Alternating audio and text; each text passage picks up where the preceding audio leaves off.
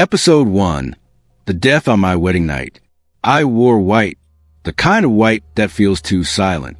Not soft, not pure, but the color of a room after a scream. The lace dug into my shoulders like promises I didn't remember making. And my mother, standing in the doorway, looked like she hadn't blinked in days. She held the veil in her hand, not the one we picked together. This one was old, aged silk, heavy, with a stain near the edge like wine or something darker. This belonged to your grandmother, she said. You should wear it. I didn't remember a grandmother, not one who wore that, not one who lived past 30. But I nodded, because on your wedding day, you say yes to the women who made you, even when their eyes don't blink. The ceremony passed like a fever. Smiling mouths, soft music, a man who called himself my husband, but looked more like a beautiful stranger in a borrowed suit. He kissed me. His lips were warm, but something behind his eyes was listening, like he hadn't said, "I do" to me, but to something standing just over my shoulder. That night, the house welcomed us. If a house can welcome, if the moan of old floorboards counts as a hello, it was his family estate, too large, too quiet, and far too cold for summer. He carried me over the threshold, like a ritual, like a man trying to prove he wasn't afraid of what might grab my ankles if my feet touched the ground. We laughed, kind of. The bridal suite smelled of lavender and rust. I said nothing. He said, "It's an old house." And I nodded again, because I'd learned by then that this marriage was made of nods. I saw her from the window. My mother, still in the dress she wore to the ceremony, standing in the garden, alone. The moon pressed against her like a spotlight. She didn't move, didn't wave, just stared at the house. And I swear to God, the house stared back. We made love that night, or something like it. He was gentle, but distracted. His hands knew my body, but his eyes kept drifting to the door, to the ceiling, to the corner where the wallpaper peeled like dead skin. When he fell asleep, he mumbled something, a name I didn't know, but it sounded like mother. At 3:13 a.m., I woke up to silence.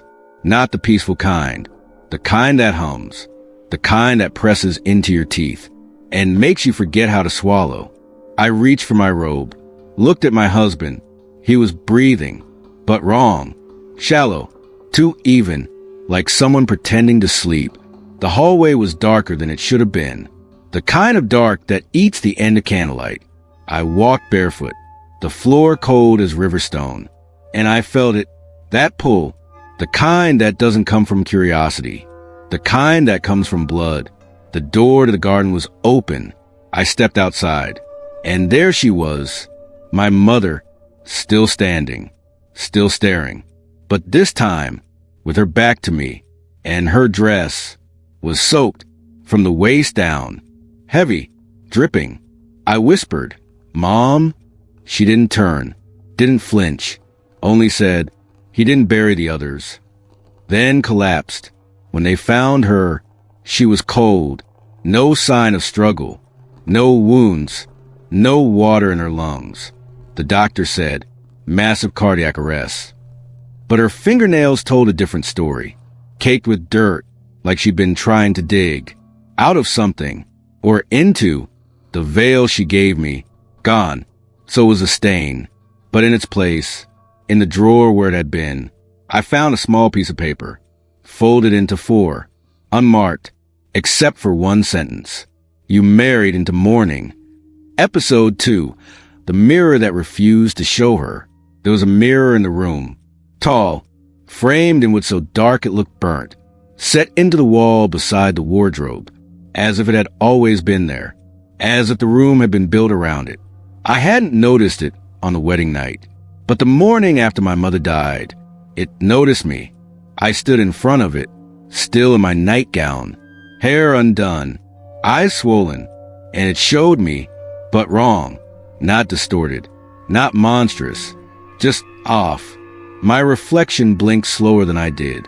The tilt of the head came a breath too late, and the eyes, they weren't mine.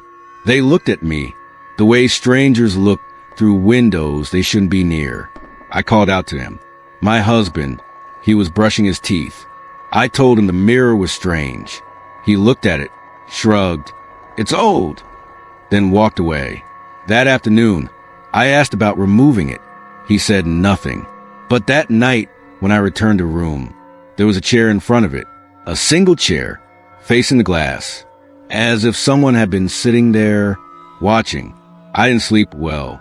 I kept waking up to the sound of fabric rustling, like someone shifting inside layers of cloth. But the bed was still, and so was he. I checked the wardrobe. Nothing. But the mirror, the chair was now closer to the bed.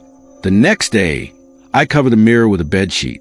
I felt childish doing it, like a child scared of her own shadow. But when I turned away, I heard the chair scrape against the floor.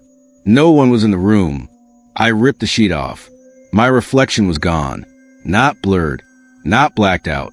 Gone. Just an empty room staring back. Chair, bed, curtains swaying. But no me. I screamed. He came running. I told him what I saw. He looked at the mirror, saw nothing strange. I begged him to look again. He stared harder, then softer. Then his eyes went blank, and he whispered, "You're standing right there." But his voice didn't sound sure.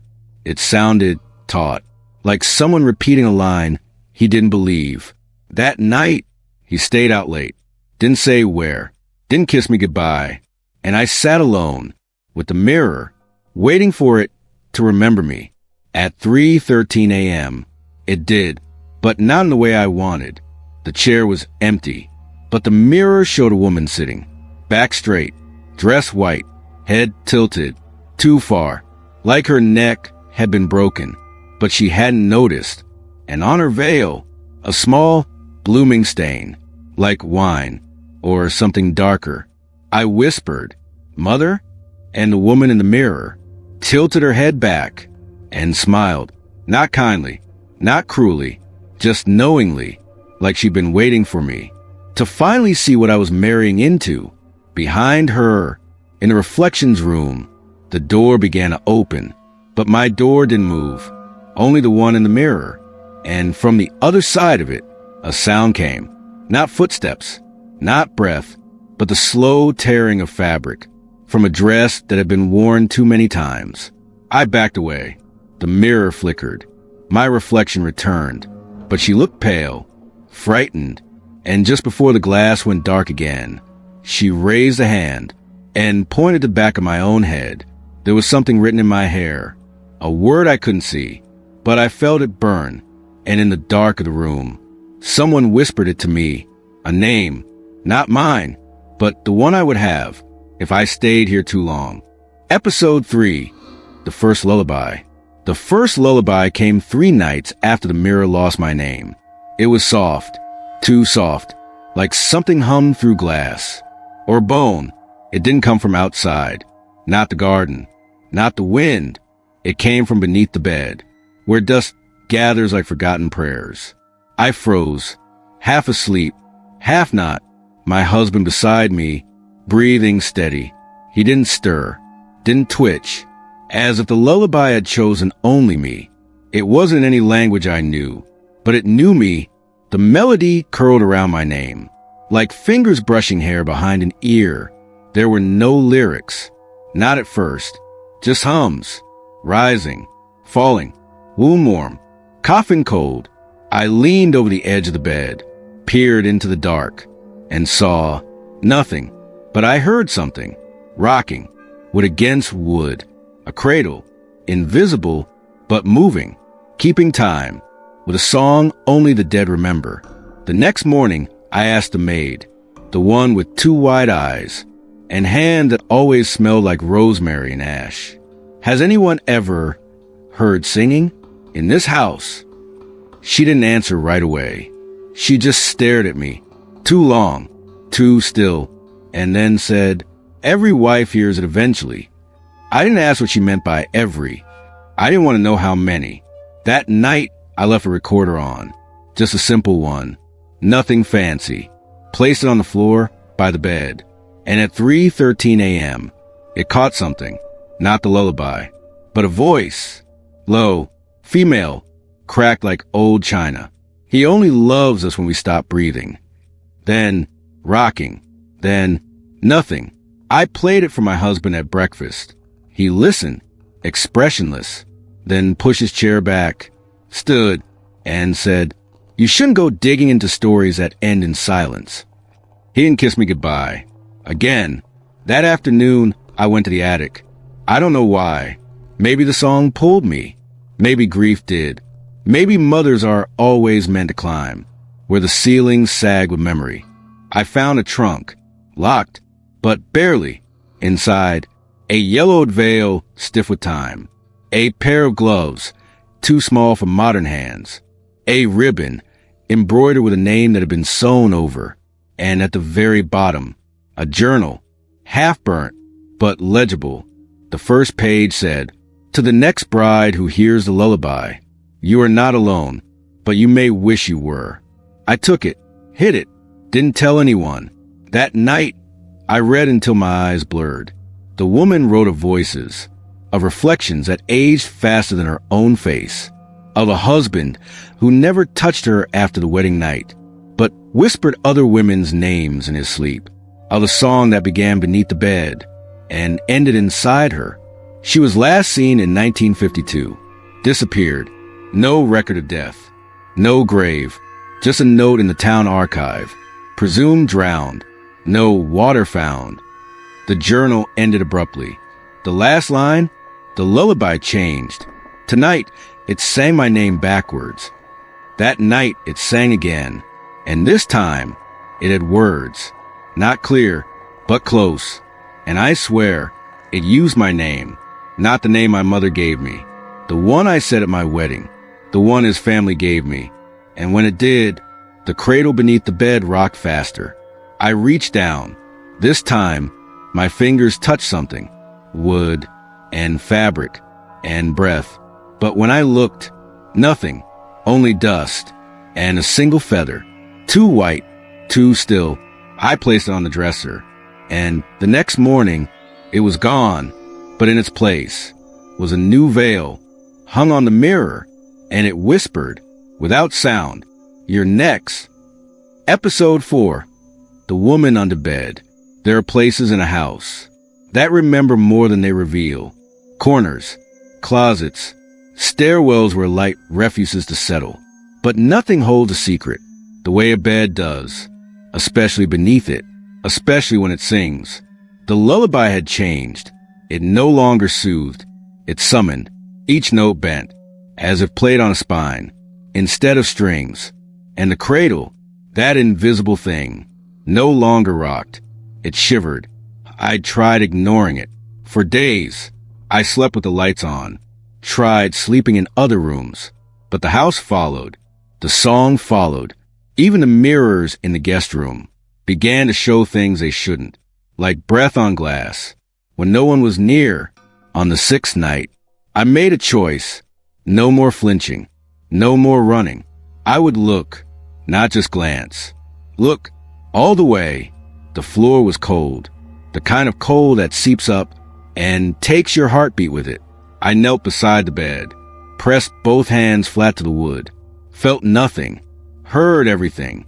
Then I lowered my head, slid slowly, like a child playing hide and seek, who already knows she'll lose. The darkness under bed wasn't like normal dark. It pulsed, breathed, not with air, with memory. And just as my cheek met the floorboards, I slipped, not fell, slipped like the space beneath the bed, had decided it was no longer floor. It was mouth, and it opened, and I fell into it. No sound, no scream, just weightlessness. Then, landing, soft, damp, breathing. I stood, somehow, and found myself in a room. Not quite a room. More like the idea of one. Curtains without windows. Chairs without legs. Shadows that had shape but no source. And in the center, a bed, identical to mine, but covered in veils. Dozens, maybe hundreds, all humming, each veil vibrating softly. as if remembering who wore it last. Then they sang, together, the lullaby, but now, in my voice, every word, a note I had never sung aloud. Then I saw them, the women, not ghosts, not visions, others, dressed like me, eyes like mine, each standing by a bed that mirrored mine, each holding a cradle that rocked on its own, each mouthing the same phrase, over and over, "Don't wake him." I tried to speak, but my mouth filled with feathers, too soft to scream, too thick to swallow, and from the veil at my feet, a hand emerged, pale, thin, wrist bruised where a ring used to be. It gripped my ankle, hard, pulled. I kicked, I fought. The women didn't help. They watched, some crying, some humming louder. One smiled, my mother. Then, a voice, not mine, not hers, but beneath us all, from below even the veil-covered beds. If she leaves, we all remember. If she stays, we all forget. I tore myself free, ran, through the room that didn't end, through beds that watched me pass, through lullabies that cracked like glass. And just before the veil of my own bed swallowed me whole, someone whispered, "You're already one of us." I woke on the floor, not breathless, not screaming, just changed. There was a cradle beside me, empty, still rocking, and on the sheet, a single name, sewn in red, not mine, but close. I touched it, felt something inside me move, shift, forget, and from under the bed, a lullaby began again, this time in my mother's voice. Episode 5, the memory that didn't belong to me. The first time I dreamed it, I tasted cinnamon, which is strange, because I hate cinnamon, always have. But in the dream, I was baking, hands moving like they knew what to do, braiding dough, smearing butter, humming a song I didn't recognize, but somehow knew the next note before it came. There were children, not mine, not yet, but they ran through the house, calling someone's name.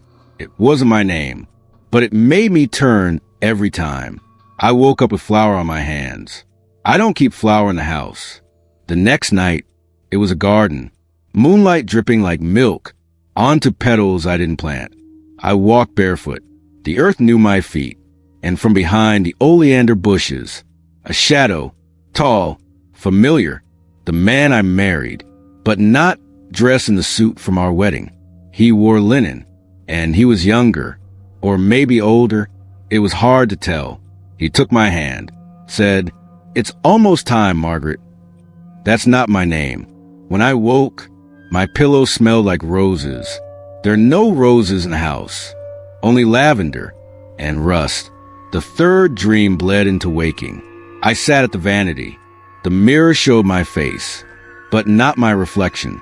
She blinked too slow again, tilted her head to the right when I hadn't moved, and behind her, children, 3 of them, eyes gray, like fog trapped in glass. They whispered, "She remembers, but she shouldn't." I screamed. The mirror cracked, but only for a second. Then it was whole again, and I was alone. I told my husband. He stared at me too long, then said, "You should rest more. You've been acting strange." I almost asked like her, but I didn't, because I already knew the answer. That night, the dream changed. It wasn't a garden, not a kitchen, not even a house. It was a hallway, endless, lit by oil lamps that didn't smoke, walls lined with portraits of women in wedding gowns, all of them looking at me, some crying, some smiling, some bleeding, one missing her face entirely. And in the center of the hallway, a door. I opened it. Inside, a cradle covered in cinnamon-stained cloth, and on the wall above it, written in ash, "If you rock it, you keep her memory. If you don't, she keeps yours." I reached for the cradle. My hands weren't mine. They were older, calloused, wearing a ring I'd never seen. And I whispered, in a voice I didn't recognize, "Sleep, my sweet. Don't become me." I woke up sobbing. not from fear, from grief, the kind that only belongs to someone who's lost something more than once. And on my nightstand, the journal, the one I'd hidden, the one from the attic, it had moved, open to a page I hadn't read, written in handwriting that looked too much like mine. When the memories no longer belong to you, but they still bleed through, you're no longer a wife. You're a vessel. In the distance, the cradle began to rock again, but this time, there was no lullaby, only a low breath, like someone exhaling after a very long cry. And just before sleep took me again, I heard it, a whisper behind my left ear. Thank you for remembering me. Episode 6. My mother died here before. I found the photograph. In the drawer no one ever opens. The one beneath the handkerchiefs. Behind the hairpins too rusted to use. Folded between 2 pages of a Bible that had no God left inside it. It was sepia. Faded. Bent at the corners. A wedding portrait. 2 people standing side by side. Expressionless. Still, the man, I knew him. Not from childhood photos. Not from stories. From my bed. From my breath. From my wedding night. My husband. Younger, but unmistakable. And beside him, a woman. Veiled. Silent. Her hands folded too tightly. Her shoulders too stiff. And even though I couldn't see her face, I knew. My mother. My hand shook. But not with fear. With recognition. Not of the image. Of the silence. The same silence I've lived in since the veil touched my hair. I ran to the attic, tore through the boxes, and found a box I hadn't seen before. Or maybe I had, and had simply been made to forget. Inside, a dry bouquet, a wedding invitation, a lock of hair I didn't remember cutting, and 1 piece of paper, folded once. On it, do not let her marry him. You will lose her twice. The handwriting, mine, but older, like time had dried the ink, before it ever touched the page. That night, I asked him. I showed him the photo. He stared at it, too long, too calmly, then said, "You look like her. You always did. Not, that's not her. Not, you're mistaken. Just, you always did." I asked him if they were married. He didn't answer. He asked if I wanted tea. I asked if she lived here. He said nothing, just walked into the kitchen and whistled a lullaby I hadn't taught him, the same one that comes from under the bed. I didn't drink the tea. That night, I couldn't sleep. The mirror hummed, the cradle moved, and when I passed the bedroom door, it was locked from the inside, but I was outside. I knocked. No answer. I called for him. No reply. And then, a woman's voice. Soft. Familiar. He's with me now. Like before. Like always.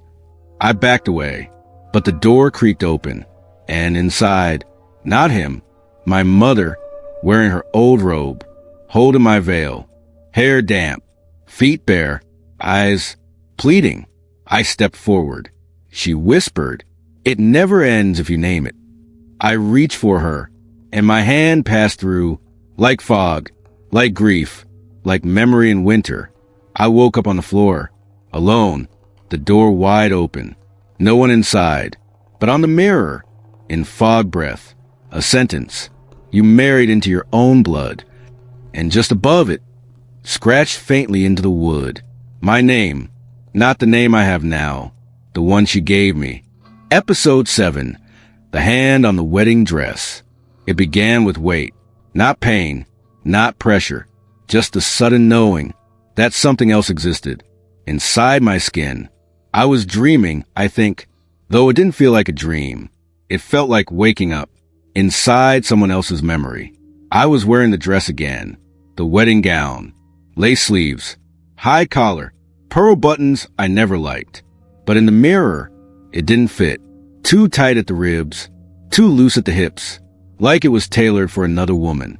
And I was borrowing her grief. The air was heavy, wet, like breath that had no place else to go. I turned to adjust the gown and felt it, a hand, cold, thin, placed gently at my waist, not gripping, not hurting, just there. I froze, let my breath catch behind my teeth, waited for movement, waited for a whisper, but the room was still, and the mirror refused to show me, only the dress, floating slightly, breathing, and behind it, a blur, a shadow that didn't belong, that didn't blink. The hand slid slowly across my hip, up my spine, searching, not for touch, but for possession, like it had worn this dress before, and was trying to remember how it felt to be loved in white. I turned. There was no one, but the lace where the hand had been, creased, indented, still warm. I ran to the wardrobe, tore the dress off, threw it to the floor, and beneath the hem, a name, sewn in, unfamiliar, not mine, not my mother's, but close. Clara Bell ______. The last letters were scratched out. I didn't sleep the rest of the night. I watched the dress, waited for it to move. It didn't, but in the silence, I heard something, a woman's voice, humming, just behind the door, not outside, not inside, just between. The next morning, the dress was gone, not misplaced, gone, the wardrobe empty, the mirror clean, the hemline of memory cut neatly from view. But when I stepped into the hallway, there it was, hung from a nail on the nursery door, pressed, perfect, as if waiting to be worn again. And on the doorknob, a note, scrawled in soft, old ink. Don't let her wear a third time. The dress remembers the body, even when the body is forgotten. I looked down at my hands.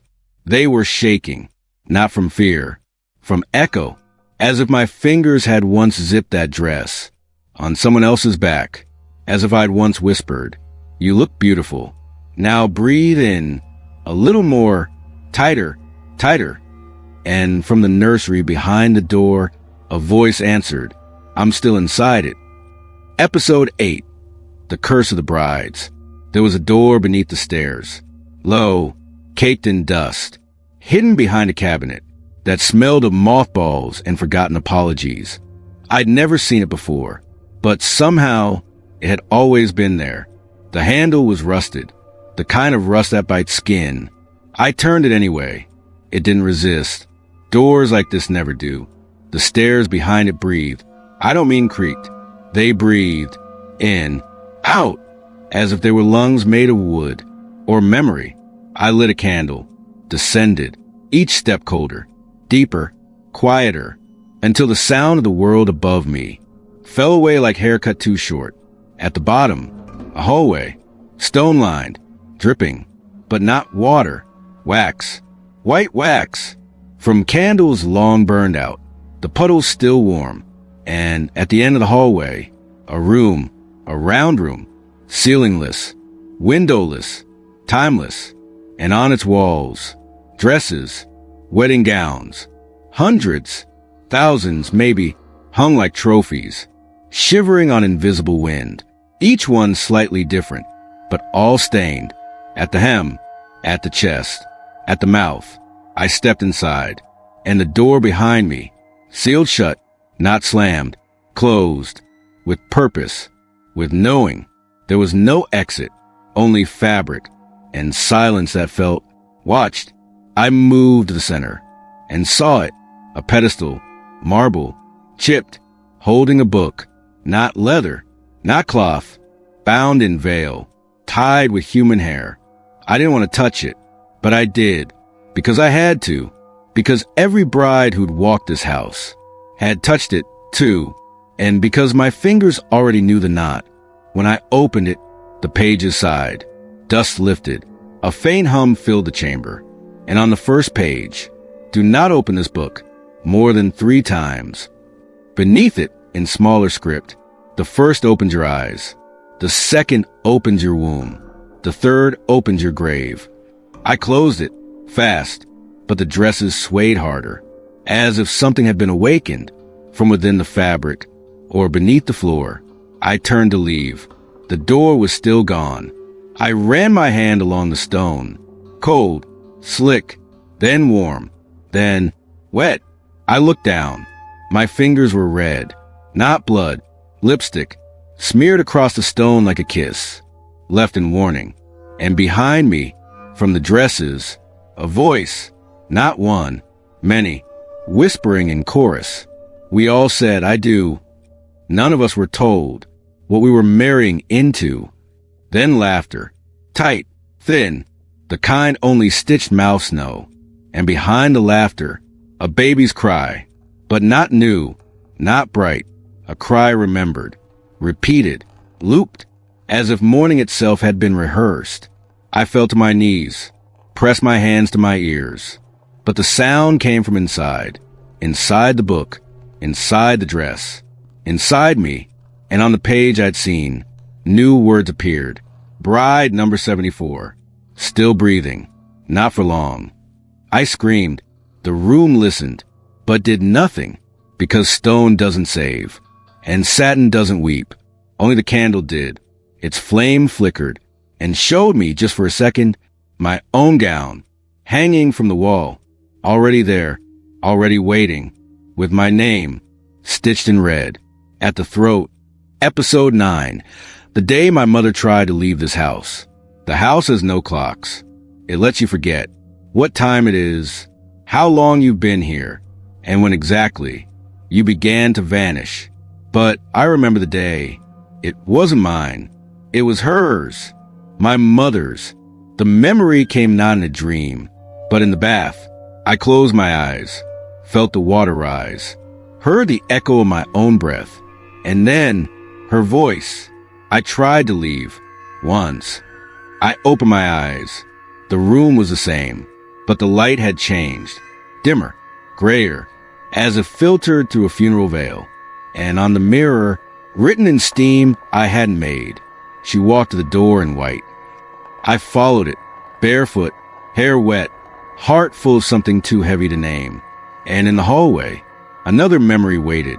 Not mine, but worn into the wood. Scratches on the wall, 6 inches long, 2 fingers wide, like someone had been dragged, clawing. And then the scent, not blood, roses, dying ones. I reached the front door. It was open.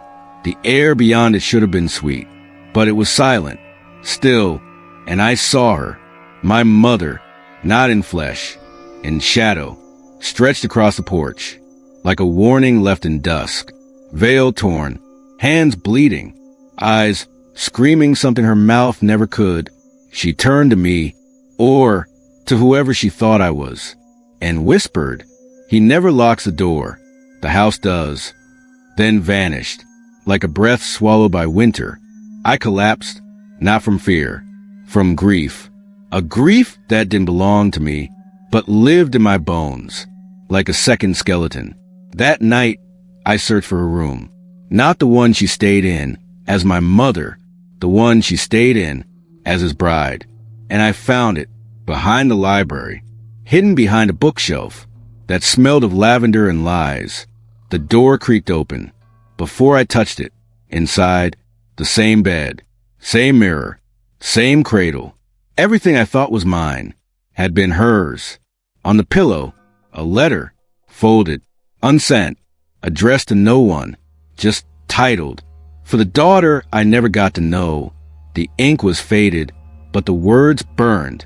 If you find this, you are already in danger. I tried to leave. I tried to burn it, but the house doesn't burn, and the dresses never stopped breathing. He loved me once, or maybe he loved what I replaced. Either way, do not with a veil twice.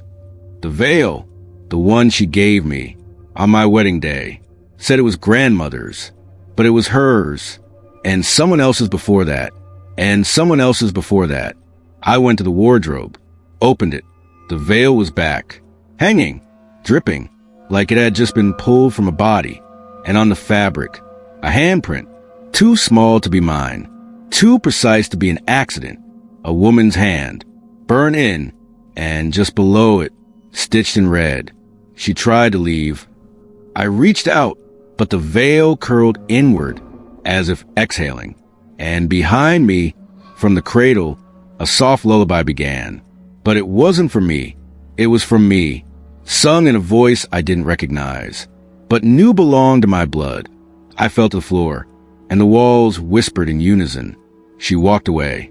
So you never could. Episode 10, am I alive or just wearing her skin? The mirror wouldn't show me anymore. Not broken, not black, just blank. As if the glass had grown tired of pretending I was still here. As if it knew something. I wasn't ready to know. I touched my face, felt my breath, watched my hands move, but none of it felt like mine. Not quite. The skin fit, but like a borrowed coat, stitched with names I never remembered having. They whispered in the hallway now. The other brides. They no longer sang lullabies. They said my name, over and over, except it wasn't the name I was born with, not the name my mother gave me, not even the one I took at the altar, but one older, one that tasted like ash when I said aloud, Clara, Clara Bell. I'd seen it before, stitched in the dress, burnt into the journal, carved into the cradle, and now, echoed in my own voice. When I wasn't speaking, I went to the garden, the same path my mother walked. On the night she died, the moon was low, too close, too watching. I stood barefoot in the grass, wearing the veil again. I didn't remember putting it on, but it clung to me like skin I'd shed, and then begged to wear again. He followed, my husband, or the man who had worn that title, so many times. It no longer meant anything. He didn't say my name, just looked at me like I was an answer he'd asked too many times to still believe in. How many? I asked, how many have worn this veil? How many died thinking they were alive? He didn't answer, but the wind did. It shifted, and in the rustling leaves, I heard the number, 74, and I was the 75th. The candlelit basement, the wedding book, the stitched hem, every echo, every cradle. Every time a woman said, I do, and the house whispered back, then forget. I remembered everything, not just mine, hers, my mother's, her steps, her screams, her final breath beneath the bed, where the lullaby turned into a warning. And now, I wasn't sure if I was breathing. For her, or because of her, or through her. I ran to the mirror, stared, demanded it to reflect. And finally, it did. But it wasn't my face. It was hers. Young, bridal, beautiful, and crying. You stayed? I whispered. You never left. She nodded.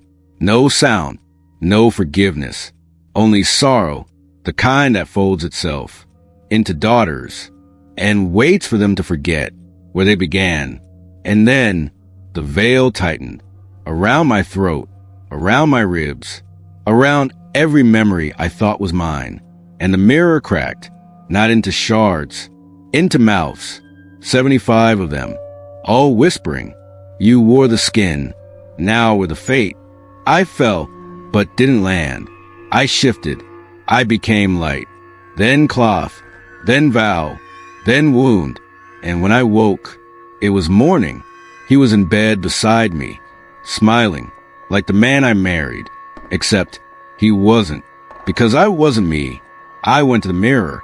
It showed me now, but not as I was, as she had been, and the veil, freshly pressed, waiting, folded neatly, on the dresser, with a note for the next bride, from the one who thought she was the last.